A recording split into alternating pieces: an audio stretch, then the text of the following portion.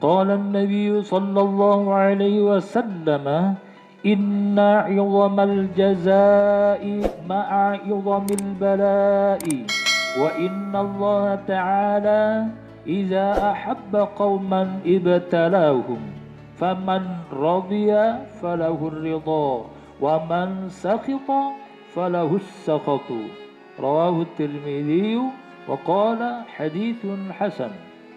قال النبي صلى الله عليه وسلم إن عظام الجزاء مع عظام البلاء وإن الله تعالى إذا أحب قوما ابتلاهم فمن رضي فله الرضا ومن سخط فله السخط رواه الترمذي وقال حديث حسن. Rasulullah Muhammad sallallahu alaihi wasallam memberikan nasihat kepada umatnya, yakni inna 'idhamal jazai ma'a 'idhamil bala'i. Besarnya balasan, besarnya anugerah itu tergantung dari seberapa besar ujiannya. Jadi seseorang mendapatkan balasan yang besar itu karena telah melalui proses ujian yang besar pula. Jadi nenek ujiannya kok besar, terus berarti Allah Subhanahu wa Ta'ala sudah menyiapkan untuk kita untuk memberi balasan yang besar pula. Wa inna Allah Ta'ala idza ahabba qauman ibtalahum. Dan sesungguhnya Allah Subhanahu wa Ta'ala itu manakala cinta, senang dengan suatu kaum, maka ibtalahum, mereka akan diuji. Bukan dibiarkan. Dengan kaum kok terus senang, maka diuji dulu. Seberapa ketangguhan keimanannya, seberapa kecintaannya kepada Allah Subhanahu wa Ta'ala. Dan mudah-mudahan kayak berbagai virus yang ada, musibah yang ada di Indonesia ini, itu sebagai lambang Allah cinta kepada Indonesia. Dan Allah cinta, makanya berbagai ujian yang ada, musibah yang ada, wabah yang ada, ujian yang ada yang dihadapi oleh negeri ini, berarti Allah akan memberikan kebaikan yang berlimpah kepada rakyat Indonesia.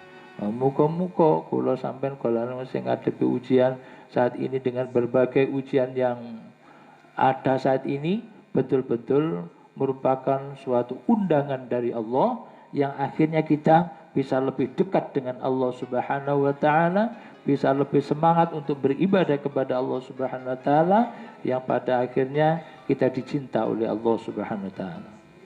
Faman radiya falahu ridha. Seseorang yang mendapatkan ujian itu kenapa kok ridho? Menerimanya dengan penuh kepasrahan kepada Allah, menerimanya dengan penuh kembali kepada Allah, ya. Ridho, senang. Nek ridho tenang, maka Allah juga akan ridho kepadanya. Ya. Senang, nggih pangeran senang. Kita dapat ujian kok senang, nggih. Langsung Allah nantinya akan memberikan keridhaannya kepada kita. Wa man sakhita falahu sakhatu. Begitu juga di saat diuji ternyata benci, gak seneng. Loro meneh. Ulang pun bolak-balik, mlebu rumah sakit, metu meneh. Engko pirang dina mlebu meneh rumah sakit, sambat gak karuan.